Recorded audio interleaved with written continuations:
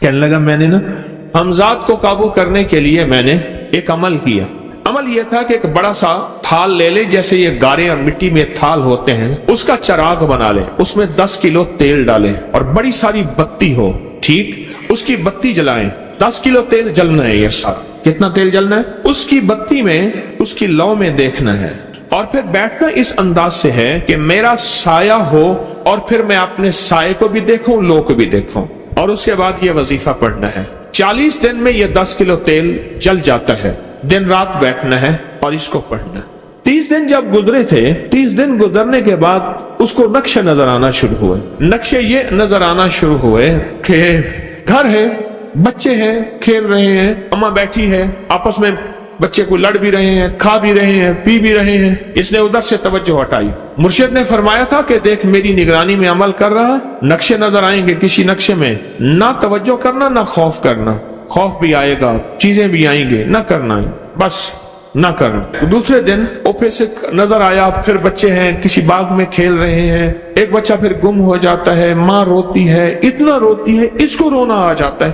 پھر خیال آیا مرشد نے فرمایا تھا کسی توجہ نہ کر، یہ کیا نقشہ شروع ہو گیا. اچھا پھر 2 دن کے بعد نقشہ آیا، بچے کھیلتے کھیلتے کھجور پہ چڑھ گئے، ایک بچہ جو اوپر سے گرا اس کے بازو ٹوٹ گئی، لات ٹوٹ گئی. اب پتہ چلا وہ تو مر گیا.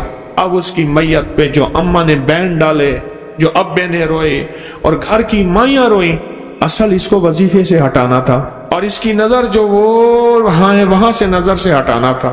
پھر اس کو مرشد کا خیال آیا کہ توجہ نہیں ہٹانی، دھیان نہیں ہٹانا. پھر خیال آیا جب مرشد کامل ہو فائدہ کبھی نہیں ہوگا جب تک یقین کامل نہ.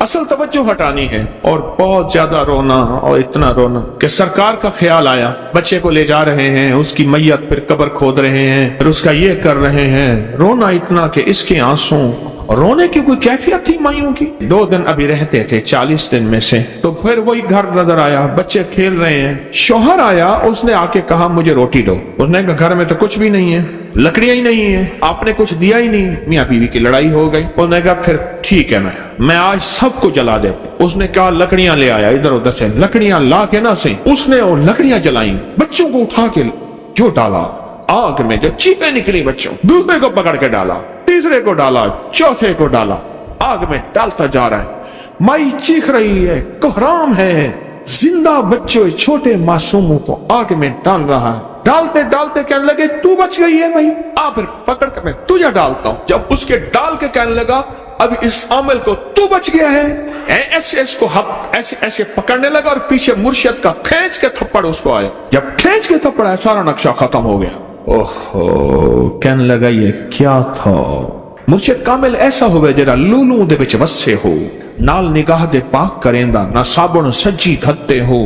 یہ اس وقت ہوگا جب یقین ہوگا، جب تیرا یقین کمزور ہے. مرشد کامل ہے، یقین کامل نہیں، ناکام رہے گا ساری زندگی، تھرمامیٹر لگاتا رہے گا. کوئی کہہ دے گا کہ تیرا مرشد 1 نمبر ہے، ولی ہے، کہا سبحان اللہ.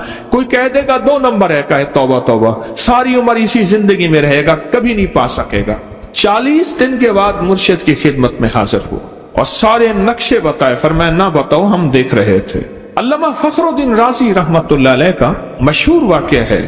مرید جو ہے آپ کا سینکڑوں میل دور، اور وہ مرید وہ تھا جو ساری عمر اللہ کے وجود کو کہتا رہا کہ اللہ کے وجود کو نہ ماننے والے کہتے تھے کوئی اللہ نہیں ہے، کہاں ہے دکھاؤ، ہر چیز خود بخود بن گئی ہے، خود بخود ختم ہو جائے گی. ان کے پاس 100 دلیلیں تھیں. کتنی 100 دلیلیں تھیں، اور آج تک ان کی دلیلوں کو کوئی توڑ نہیں سکا تھا اللہ کے وجود پہ. آخری وقت ہے اور آخری وقت کے اندر ایک دروازہ کھٹکھٹائے کسی نے کہ جناب ایک بزرگ آپ سے ملنے آئے ہیں. وہ بزرگ ان کے دوست تھے پرانے ہیں. اوہو، آپ کا آخری وقت ہے، میں ملنے آیا. اور وہ بزرگ نہیں تھا، وہ شیطان کی شکل بن کے آیا تھا. اس نے آتے ہی وہ مسئلہ چھیڑ دیا. آج تک اس کی دلیلیں کوئی نہیں توڑ سکا تھا، یہ اس کی دلیل توڑ گیا. پہلی دلیل ٹوٹ گئی. اس نے دوسری دی اللہ ہے. اس نے 2 دلیل بھی توڑ دی کہ اللہ نہیں ہے. اس نے تیسری دی اللہ ہے. اس نے وہ اپنے علم کی طاقت وہ دلیل بھی توڑ دی. چوتھی 99 دلیلیں توڑی، ابھی 1 دلیل باقی رہتی ہے. اگر وہ بھی دلیل گئی تو یہ بھی کہتا ہے اللہ نہیں، اور آخری وقت میں رب کے وجود کا انکار کر کے خاتمہ خراب کر کے گیا. مرشد وضو فرما رہے تھے. दूर, कहीं मीलों मीलों दूर अल्लाह ने अपनी ताकत कुदरत से नक्शे हटाए सामने से, और नक्शे हटाए कि तेरा मुरीद गया, वहीं से वुजू का पानी चुल्लू भर के ना जोर से फेंका, और कानों में आवाज आई, क्यों दलीलें दे रहा है? तू नहीं कहता मैंने अल्लाह को बगैर दलील के माना, तो दलीलें दे रहा है? क्यों नहीं कहता कि मैं रब को बगैर दलील के मानता? अल्लाह रज़ियल्लाहु ताला अन्हु अमीरुल मोमिनीन मस्जिद नबी में खुतबा दे रहे हैं। हजरत सारिया सहाबी थे, वो उस लश्कर के सिपा सलार थे।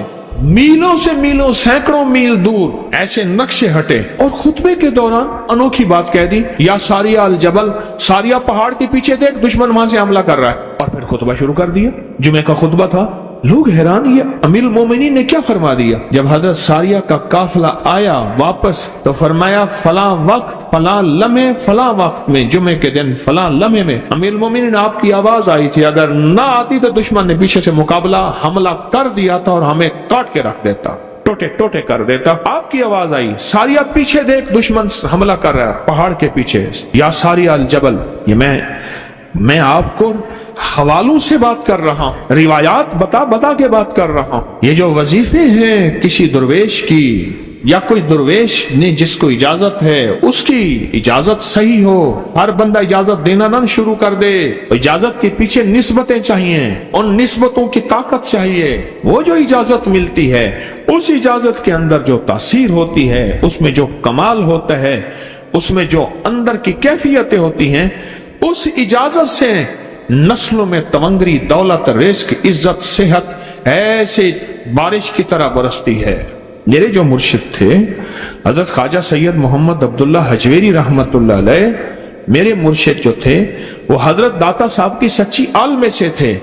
मुझे जाते जाते उन्होंने इजाजत दी 1991 सितंबर में, और मदीना मुनव्वरा फरमाया मैं जा रहा हूं बस अब बकी में, और मकी के अंदर जाके सो गए।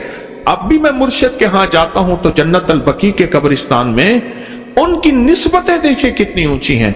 फिर वो नहीं, 26 बड़ी हस्तियों ने मुझे खिलाफतें, इजाजतें दी, 26 से बल्कि ज्यादा इजाजतें और खिलाफतें दी, और उनकी तवज्जुहात हैं, उनकी पीछे दुआएं हैं, और पीछे कामिल के हाथ हैं। ये रूहानियत की निस्बतें होती हैं, रूहानियत की निस्बतें होती हैं।